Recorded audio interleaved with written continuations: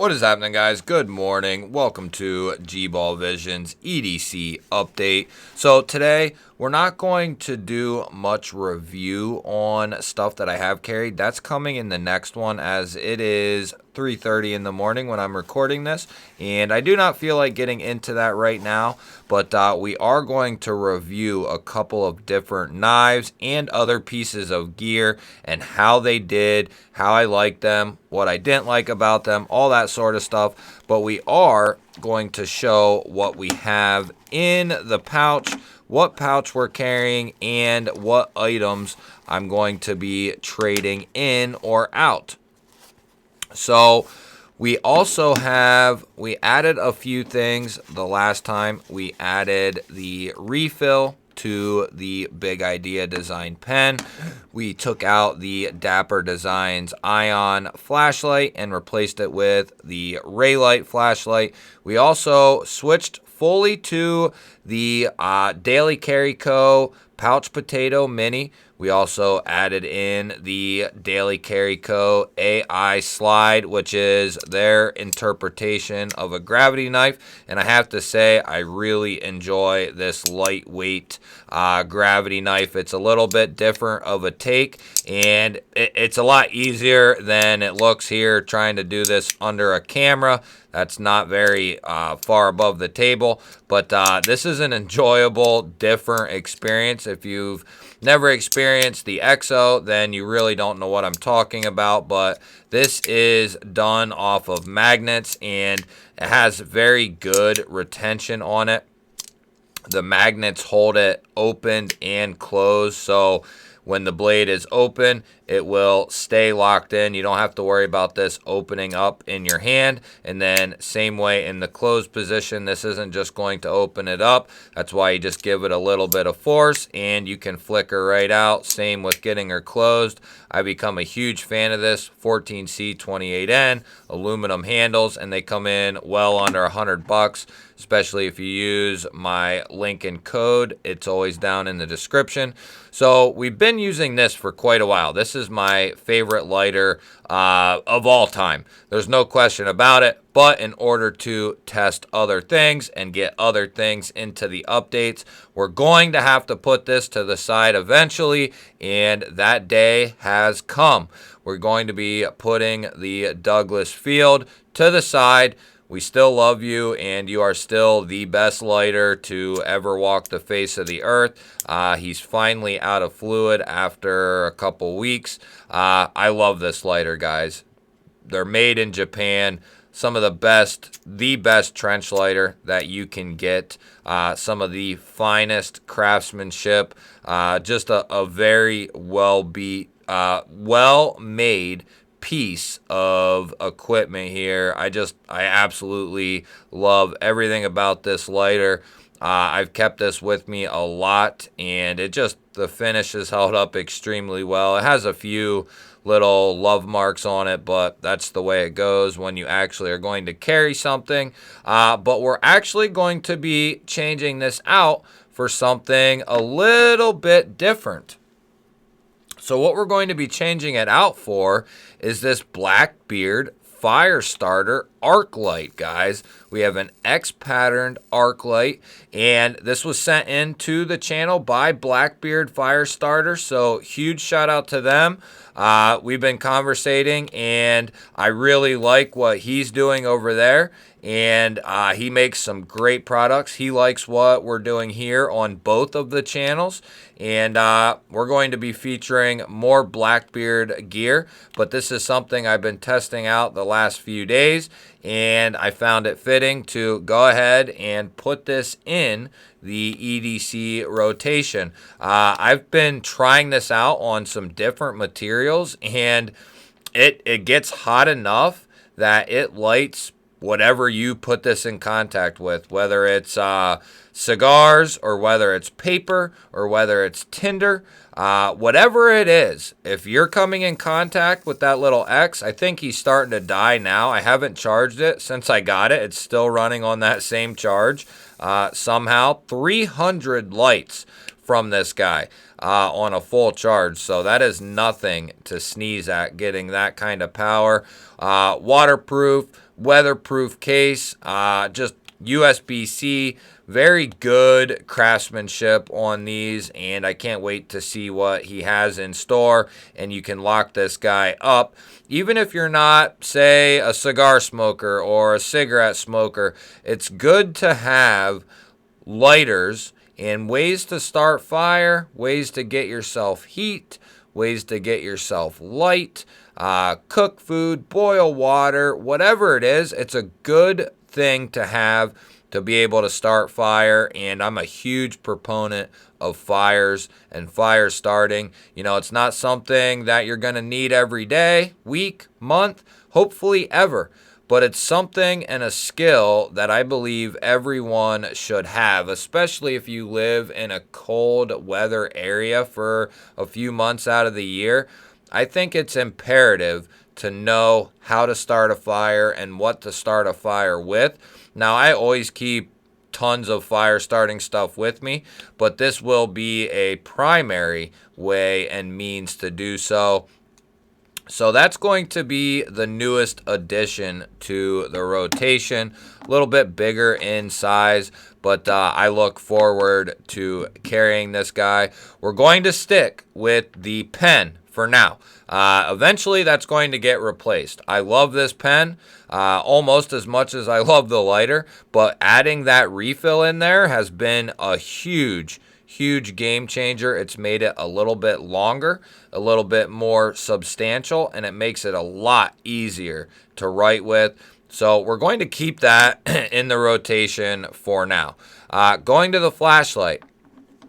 We're going to keep this in the rotation for a little bit longer, but there's another light. There's actually a couple lights that I'm interested to get into pocket. It sucks because you need time to test these things out and check these things out, but then you get other things that you really want to test out and check out too. Wuben sent this X2 in. Not to be confused with the X3 or the X1. This is the X3, and the X1 is a substantial flashlight. We did a first impressions unboxing of it a couple days ago. It was released, and this is this is not an EDC light. This is more of a in-home, around your property light. This is a beautiful mixture of the X3 and the X1. It's not a whole lot bigger than the X3, but man, I'll tell you what, guys, Wuben does a fantastic job over there. This little flap is actually your actuator. So underneath of it is where you charge it. It's where you actuate your options. This thing gets ultra bright, guys. It's ridiculous. I forget what the max out is. I just unboxed it, but it gets super bright. It's ridiculous.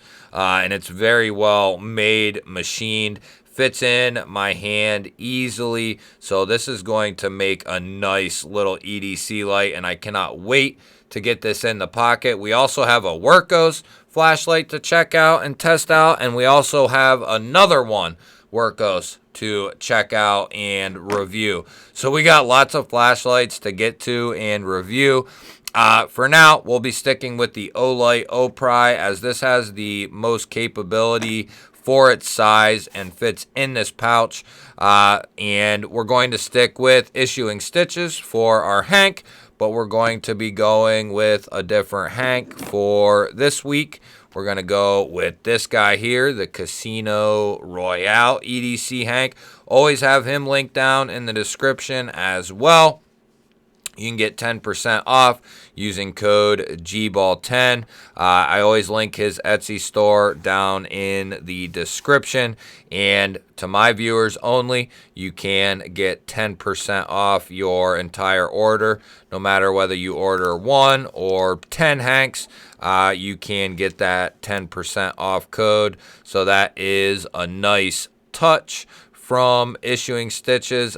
Great dude, and great Hanks. And now he's got them new EDC sized Hanks, which they are an absolute game changer for throwing them in the pocket, throwing them in a pouch.